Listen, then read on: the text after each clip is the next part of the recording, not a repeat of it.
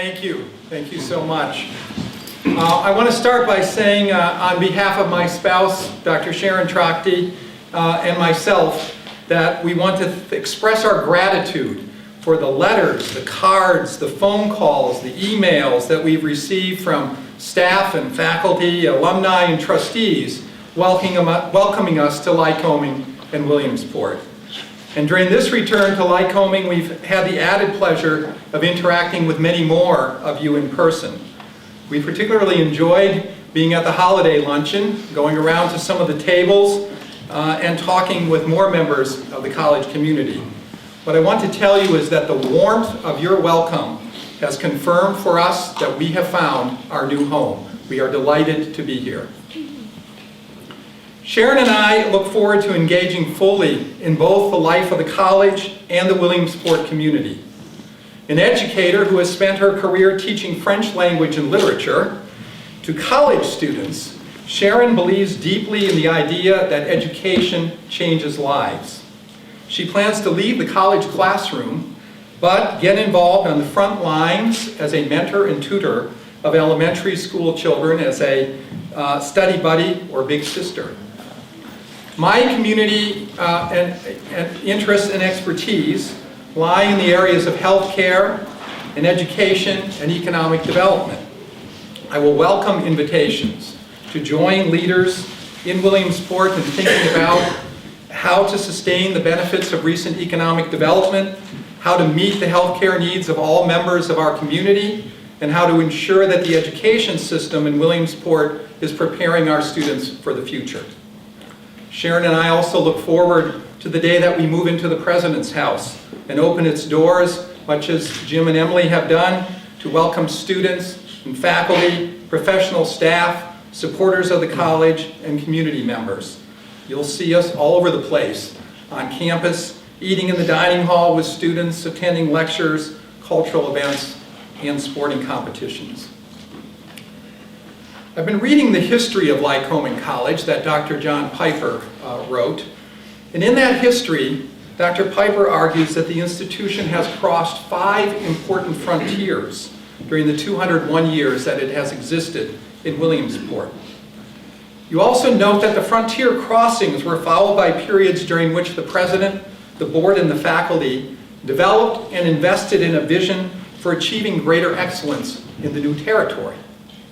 At each pivotal moment, the leaders of the institution were responding to both local needs and to larger national trends. Forgive me, I'm going to do a little bit of history. I cannot resist. The founding of Williamsport Academy in 1812 by 8 local leaders represents the first of these frontier crossings. And like other community leaders across the nation, leaders in Williamsport recognized the need for an educational system that would prepare the population to participate in a democratic system of government. And this founding purpose, preparing students for the responsibility of citizenship, has endured to this day as one of the animating purposes of Lycoming College.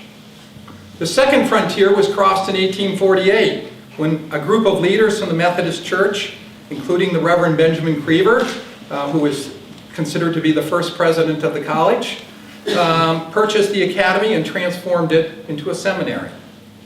This new frontier was also part of a larger national movement, the expansion of higher learning in America through seminaries and through the founding of seminaries and colleges.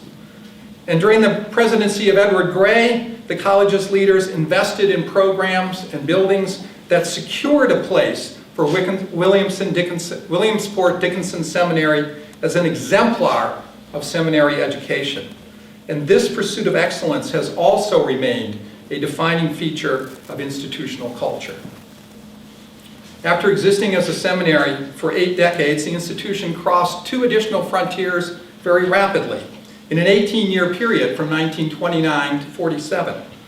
Responding to a local demand for higher education, President Long and the legendary board chair, Congressman Robert Rich, and the rest of the trustees first added the department and then took an even bolder step across another frontier.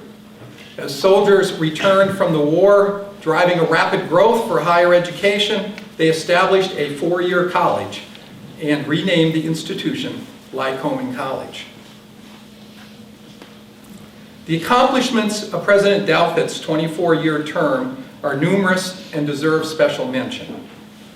Partnering with board chairs Bob Shangrau and Art Haberberger, he has built an endowment worthy of a national liberal arts college, supported the faculty in a comprehensive revision of the curriculum, strengthened the system of shared governance, and constructed first-rate recreational facilities and a new stadium. Most importantly, though, President Douthit has led Lycoming College across its fifth frontier. The Carnegie Foundation has recognized the college as being among a select group of undergraduate institutions that hold the designation Baccalaureate Arts and Sciences. And U.S. News has ranked Lycoming as a Tier 1 National Liberal Arts College. The significance of this new standing can hardly be overstated. Fewer than 5% of the undergraduate colleges and universities in this country hold this coveted dual designation. I'm humbled by the challenge of following in Jim's footsteps, but I'm grateful to him for the foundation of strength that has been built during his presidency.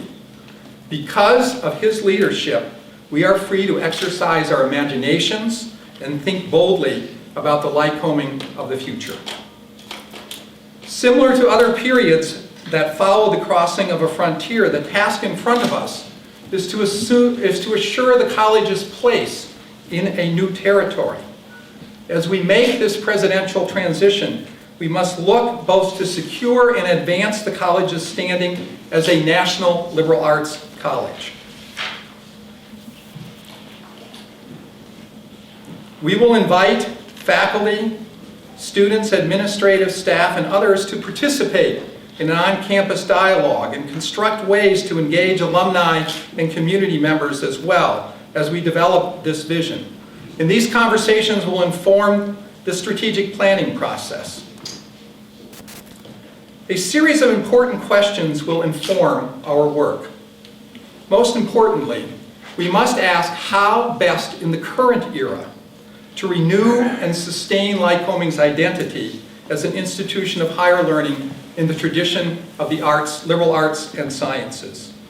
We will need a communication strategy that articulates even more powerfully the value of this education to prospective students, their parents, our alumni, and donors. We should also consider how to empower Lycoming students to compete even more successfully for the opportunities that a liberal arts education enables them to pursue after graduation. The core strength of a National Liberal Arts College is its faculty, a faculty who are both superb teachers and researchers who create knowledge. Therefore, we need to ensure that we have strategies for continuing to recruit the outstanding faculty that the college now has and supporting them in their professional trajectories as teachers and as scholars. We also know that the best National Liberal Arts Colleges enroll students who are drawn from across the United States and reflect the full mosaic of the American population. And for Lycoming to secure its place in this select group, we will need to continue to craft strategies to recruit such a student body. I think we also might want to discuss the possibility of accelerating internationalization of the student experience at Lycoming. We might want to consider expanding the segment of the student body that comes from other nations, or making international study accessible to even more students, or supporting curricular initiatives that advance globalization. I think it's also important that the college deepen its historic commitment to providing an education that prepares its graduates for what Aristotle regards as our highest calling as human beings, participation in democratic governance. We might ask, what types of high-impact education for citizenship do we wish to establish or expand at Lycoming? We may wish to develop an even stronger program of community-based learning. Becoming a National Liberal Arts College will also require that we commit to graduating on a consistent basis, as has been achieved recently, more than 80% of students who enroll as freshmen. And we'll need to ensure that the academic and residential facilities of the college fully support, as they always have, our mission of providing a distinguished residential liberal arts education. I also think that we will want to identify a space, and Jim and I talked about this yesterday afternoon, where Lycoming College wants to be a leader within the American higher education landscape in the next decade. For example, the long-standing strength of the sciences at Lycoming might mean that the college could respond in an even more visible way to the national need to educate the next generation of scientists, engineers, healthcare professionals, and science teachers. Finally, of course, as we dream and imagine the future, we must develop a strategic plan or a financial plan for generating the resources to achieve these aspirations. We need to cultivate even more fully the culture of philanthropy, because that will be needed to launch innovative programs and build critical facilities and continue to grow that endowment, especially for financial aid. The story of this institution as an academy, a seminary, a junior college, and a four-year college has been intertwined with the history of Williamsport. Many local residents have pursued their education on the Hill, some as children, some as late adolescents, some as traditional college-age students, some as veterans. The institution has also been important to the local economy as an employer, a consumer of services, and an investor. So even as Lycoming College looks to secure its place as a national liberal arts college, we must always be attentive to its place in Williamsport and the surrounding region. We should examine how to expand upon existing forms of community engagement and ask how the intellectual capacity and civic energy of this faculty, the students and professional staff can contribute even more to the community. We should understand that Lycoming's evolution as a national liberal arts college will be a stimulus to the local economy, while the continued revitalization of Williamsport can help the college attract the best students, the best faculty, and the best professional staff needed to secure its new status. During what have been called the golden years of the seminary, President Gray coined the phrase, a greater Dickinson, which is now not something we would want to use. But there was a message as a way to capture an unrelenting institutional commitment to excellence. And President Long often invoked a similar theme as the institution navigated the passage from seminary to junior college to senior college. Without question, under the leadership of President Douthit, the college has become a greater Lycoming. We now have the opportunity to build an even greater Lycoming, one recognized as being among the best liberal arts colleges in the country. This will require that we harness our energies, inspire our supporters, and most importantly, exercise our collective imaginations. I look forward to being part of this next exciting era in the history of Lycoming College. Thank you.